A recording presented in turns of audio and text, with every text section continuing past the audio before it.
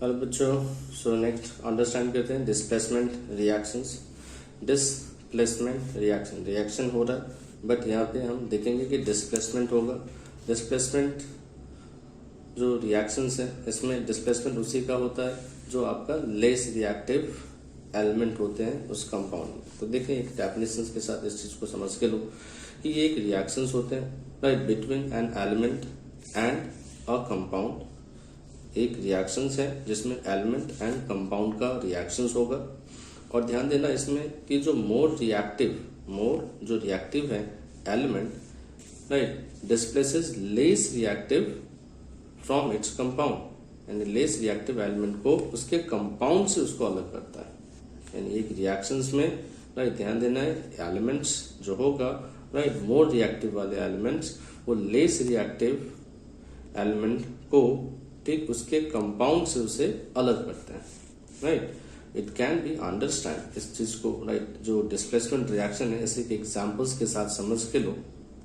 जैसे देखो कि अगर ए कोई एक एलिमेंट है और इधर बी सी कोई एक प्रोडक्ट है, उस बी सी में दैट इज अगर जो लेस रिएक्टिव जो एलिमेंट होगा उसमें वो आपको मोर रिएक्टिव एलिमेंट क्या करेगा, उस लेस रिएक्टिव एलिमेंट को उसके कंपाउंड से अलग कर देगा और ये मोर रिएक्टिव एलिमेंट जो होगा इसी के साथ ये कंपाउंड तैयार करेगा नहीं। और ये बी को इसने क्या किया, डिस्प्लेस कर दिया। यानी कहने का मतलब जो ताकतवर है वो जो कमजोर जो है जो कंपाउंड बनाया हुआ है उसे वो क्या करेगा, कमजोर को ये जो मोर रिएक्टिव जो ताकतवर है उसे ये कमजोर जो एलिमेंट होता है उसको डिस्प्लेस कर देता है उसके कंपाउंड से। तो ये चीजें को आपको एक एग्जांपल से भी बता दूं राइट। तो समझो कि इन द डिस्प्लेसमेंट रिएक्टिविटी इसे समझने के लिए आपको एक चीज और है कि डिस्प्लेसमेंट रिएक्टिविटी सीरीज भी आपको जानना है। डिस्प्लेसमेंट रिएक्टिविटी जो सीरीज है इससे आपको राइट काफी आइडिया हो जाएगा कि जो डिस्प्लेसमेंट रिएक्शंस होते हैं राइट काफी समझने में। जैसे आप देखोगे ये एक एग्जांपल भी लेके लो कि जो जिंक है अगर कॉपर सल्फेट के साथ रिएक्शन होता है तो यहाँ पे राइट जो जिंक मेटल है ये मोर रिएक्टिव होता है कॉपर से। अब ये जिंक मोर रिएक्टिव है कॉपर से, ये चीज हमें राइट पता होनी चाहिए कि कौन रिएक्टिव है कौन लेस रिएक्टिव है। एक इसलिए आपको एक रिएक्टिविटी सीरीज अभी आपको मैं बताने वाला हूँ, तो आपको समझ में आ जाएगा कि कौन है रिएक्टिव कौन है मोर रिएक्टिव, ताकि वो राइट वो आपको समझ में आ जाए। तो ये जो जिंक है मोर रिएक्टिव है कॉपर सल्फेट में, कॉपर में जो एलिमेंट है उससे ज्यादा हाईली रिएक्टिव जिंक है। तो ये जिंक इस कॉपर को क्या किया, डिस्प्लेस किया और ये बनाया आपका जिंक सल्फेट एंड कॉपर। और एक एग्जांपल देखो Fe है AgNO3 के साथ रिएक्शंस हुआ तो इस Fe is more reactive then Ag, तो FeNO3 बनाया होल ट्वाइस एंड Ag। तो ये सभी जो रिएक्शंस होते हैं राइट इसके लिए आपको एक रिएक्टिविटी सीरीज जो है ये आपको याद रखना बहुत जरूरी है। तो ये जो रिएक्टिविटी सीरीज है ना, रिएक्टिविटी सीरीज इसमें राइट ध्यान देना कि जो पोटासियम है पोटासियम ये आपके मोर रिएक्टिव है जिसका सिंबल K है।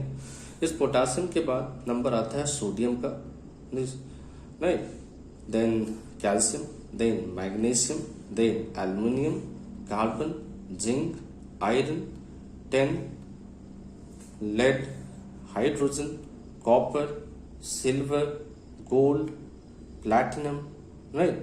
तो ये जो आपने देखा ये एक रिएक्टिविटी का ऑर्डर है राइट, जिसमें आपको जो हाईली रिएक्टिव है वो ऊपर है और जो सबसे लेस रिएक्टिव है वो आपका नीचे है। तो ये रिएक्टिविटी ऑर्डर आपको याद रखना है राइट। स्टार्ट करते हैं potassium sodium calcium, potassium sodium calcium, magnesium aluminium,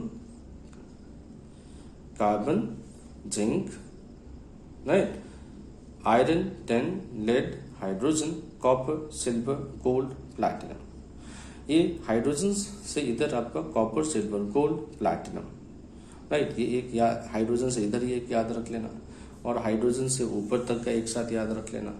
potassium sodium calcium magnesium aluminium carbon and then आपका ये जिंक आयरन टिन लेड, ये एक इसका एक सिंबल है राइट, जो ये भी आप नहीं ध्यान में रख सकते हैं, है ना।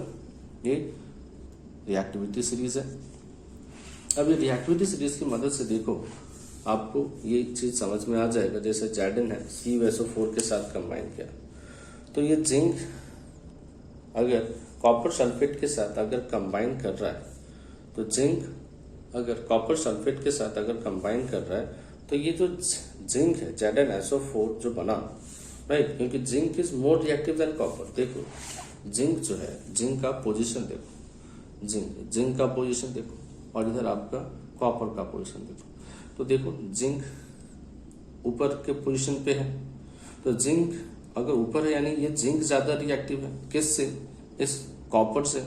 तो जिंक क्या करेगा, राइट, कॉपर को उसके कंपाउंड से कॉपर को अलग कर देगा। तो यही ये चीज यहाँ पे है कि zinc, right, when combined with copper sulphate, zinc when combined with copper sulphate, ये ZnSO4 बना, राइट, जिसमें जिंक मोर रिएक्टिव है देन कॉपर से, इसलिए जिंक ने कॉपर को रिमूव किया, जिंक सल्फेट बना। इस चीज को मैंने यहाँ पे लिखा भी है, वो तो मैं पढ़ के बता देता हूँ, राइट। जो zinc is a metal which is an element, right, whose valency is 2+ है, वैलेंसी जिंक का 2+ होता है।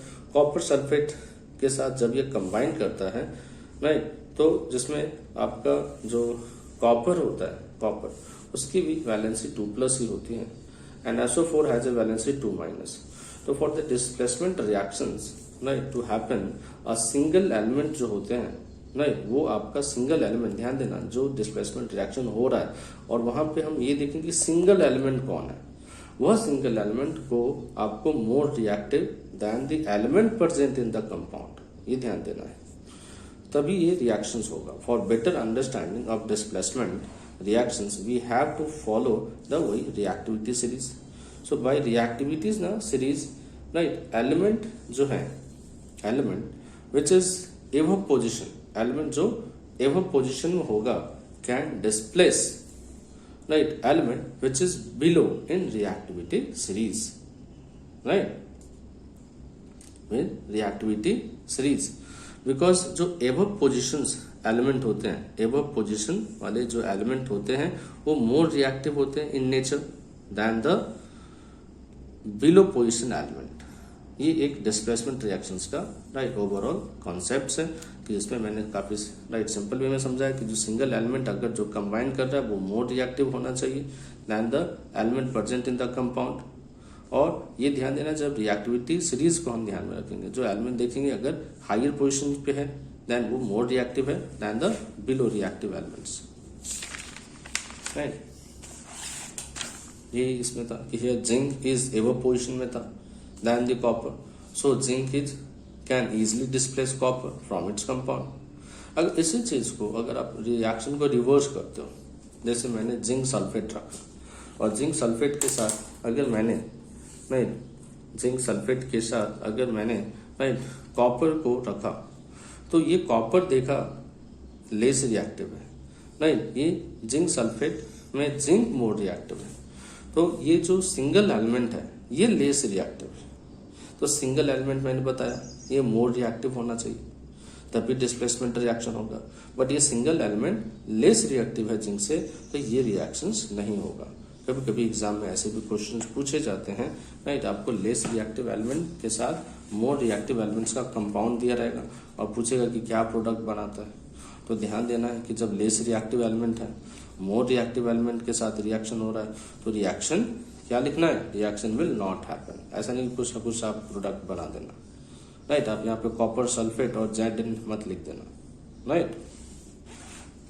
अब देखो ये है FeAgNO3 का मोर रिएक्टिव है, देखा आपने, लेस रिएक्टिव है। Fe का पोजीशन देखिए, Fe का पोजीशन, और इधर आपका Ag का पोजीशन, ये देखिए Fe का पोजीशन जो कि आयरन है, राइट। Ag जो आपका सिल्वर है, तो Fe इज एबव पोजीशन है, मोर रिएक्टिव है, राइट, देन द सिल्वर, इसलिए ये आपका रिएक्शंस होगा, मोर रिएक्टिव है, लेस रिएक्टिव है। Fe, right, NO3 whole twice बनेगा एंड Ag बनेगा। ये कैसे बना देखिए, Fe2+ है, NO3 है, क्रिस क्रॉस करते हैं, इसलिए Fe NO3 होल ट्वाइस, इसलिए ये कंपाउंड तैयार होता है, ठीक है। अदर और भी कुछ राइट आपको राइट कंसेप्ट बताने वाला हूँ राइट। इसमें एक आपका एक्टिविटी है राइट ऑन डिस्प्लेसमेंट रिएक्शन आपके राइट एनसीईआरटी बुक में राइट। उस एक्टिविटी में आपको राइट जिंक ग्रैन्यूल्स को राइट सल्फ्यूरिक एसिड में मिलाया जाता है। जिंक ग्रैन्यूल्स को सल्फ्यूरिक एसिड में मिलाया जाता है और बताया जाता है कि ये एक डिस्प्लेसमेंट रिएक्शन है। तो वो आपको एक एक्टिविटी का जो कॉन्सेप्ट है वो बता रहा हूँ कि ये एक जिंक ग्रैन्यूल्स इसमें रखा हमने, छोटे छोटे zinc granules sulphuric acid dilute sulphuric acid में। तो रिएक्शंस कुछ ऐसा होगा, उसमें जिंक आपने रखा और H2SO4। तो जिंक मोर रिएक्टिव है than hydrogen right. Zinc is more reactive than hydrogen. देख सकते हैं जिंक का पोजीशन एंड हाइड्रोजन का position. Zinc is above position, hydrogen below position, reaction होगा राइट। और रिएक्शन कुछ ऐसा होगा, जिंक इज मोर रिएक्टिव। तो ये जिंक जो मोर रिएक्टिव है ये हाइड्रोजन को डिस्प्लेस किया तो कुछ ऐसा बना जिंक सल्फेट राइट। 2 है तो इसलिए सिंगल, हमें 2 से इसको वापस राइट डिवाइड करके जिंक सल्फेट लेना पड़ता है, एलसीएम से इसको डिवाइड करते हैं। तो zinc granules when added in sulphuric acid, this zinc as it is more reactive है देन हाइड्रोजन जिंक, तो zinc placed above position than hydrogen in reactivity series. So zinc will displace hydrogen from H2SO4 that's sulfuric acid and ZnSO4 that zinc sulfate and hydrogen gas is formed right। जो reaction होता है right, जिसमें आपको zinc के साथ अगर हमने H2SO4 को डाला तो हमें zinc sulphate and hydrogen gas बनता है राइट। ये hydrogen gas release right form हो रहा है। तो हाइड्रोजन जो गैस है when which is evolved is detected by the burning of matchstick, then we see that H2 gas will burn with a pale blue flame also. So hydrogen gas when burned creates a popping sound. When right we touch the beaker outside by hand we feel hot. So ये एक exothermic reactions भी है right. सो ये था आपका displacement reaction जिसमें आपको right एक ओवरऑल समरी आपने ये पढ़ा कि जब भी डिस्प्लेसमेंट रिएक्शन होगा तो हमें ये देखना है कि जो मोर रिएक्टिव एलिमेंट्स हैं राइट वो लेस रिएक्टिव एलिमेंट के कंपाउंड के साथ इसका रिएक्शंस होना चाहिए, तभी रिएक्शन पॉसिबल है राइट। ये सब एग्जांपल्स आपने जो भी इसमें राइट मैंने लिखा है उसको आप राइटिंग में प्रैक्टिस करिएगा, तभी आपको एग्जाम्स में कभी आपको डिस्प्लेसमेंट रिएक्शन के कुछ एग्जांपल्स आ जाते हैं right. Explain displacement reaction with an examples, तो डेफिनेशन और ये कुछ एग्जांपल्स आप लिख देना एग्जाम में राइट। आई होप सो ये चीज़ डिस्प्लेसमेंट का आपने समझा होगा। नेक्स्ट कॉन्सेप्ट में डबल डिस्प्लेसमेंट बताने वाला हूँ राइट। Thank you.